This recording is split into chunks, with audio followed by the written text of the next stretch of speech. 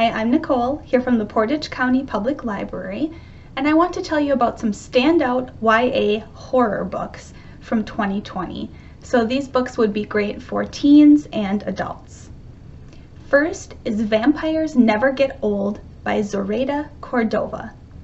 In this delicious new collection, you'll find stories about lurking vampires on social media, rebellious vampires hungry for more than just blood, eager vampires coming out and going for their first kill, and other bold, breathtaking, dangerous, dreamy, and powerful creatures of the night. Welcome to the evolution of the vampire, and a revolution on the page. Your favorite YA authors have created their own twist on the vampire in this collection of short stories. You'll enjoy sinking your teeth into these bite-sized nuggets of diverse vampire tales. And in new news, Netflix just announced that it has ordered an 8-episode series based on the short story in this book by author V.E. Schwab. This book is recommended for 7th grade and up. Next is Dread Nation by Justina, Ireland.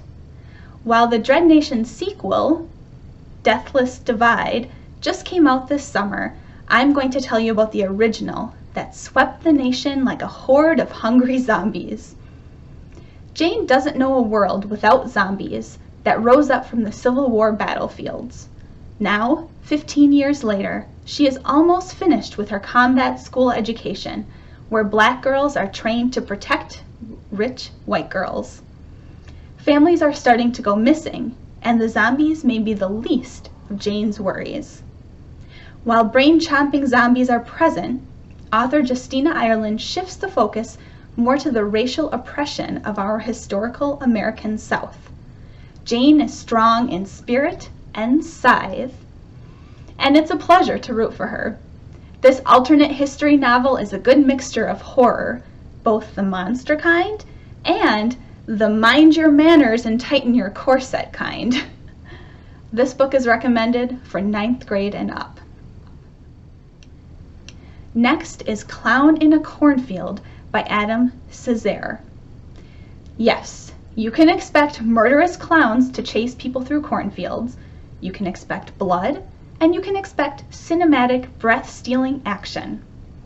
Quinn has just moved to the remote town of Kettle Springs, home of the mascot, Friendo the Clown.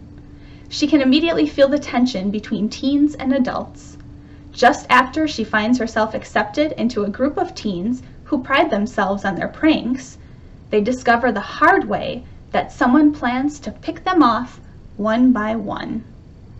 If you are a fan of the retro slasher horror movies, then this novel should satiate your taste for gore. This is recommended for 9th grade and up. Now let's take a dive into a novel featuring a monstrous, tentacled sea creature. It's called Fractured Tide by Leslie Lutz. After being attacked on a diving trip, a group of teens find themselves marooned on a deserted island and forced to survive while avoiding the horror waiting for them in the water. There's something quite mysterious and sinister about the island itself.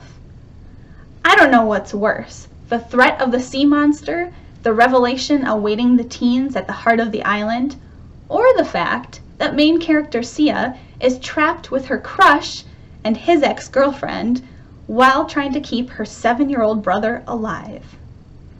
This is recommended for 8th grade and up. Next is 5 Midnights by Dávila Cardinal. If you're sick of the usual vampires, ghosts, and werewolves, then the supernatural legends in this Latin mythology-infused horror story should excite you.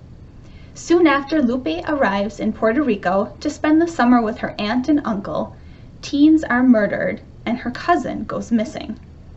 As Lupe seeks answers, she finds that an ancient boogeyman, who is known to demand retribution from misbehaving children, may be the sinister shadow behind it all.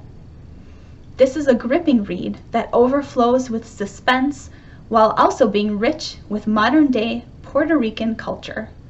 The sequel, Category 5, was just published this summer. This is recommended for 9th grade and up.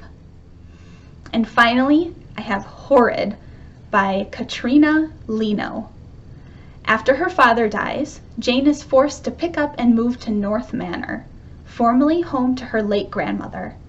The creepy atmosphere of the manor, a home that feels wrong, becomes a character in itself. Jane struggles with grief, anxiety, and the dread that pushes her to discover the secrets she now realizes are buried. A foreboding feeling will follow your journey through this story, all the way to the terrifying twist. If you binge-watched Netflix's The Haunting of Hill House, this novel is for you. This is recommended for 9th grade and up. I hope you will all find something to read this Halloween season, and I hope it scares you either a little bit or a lot. Thanks for listening.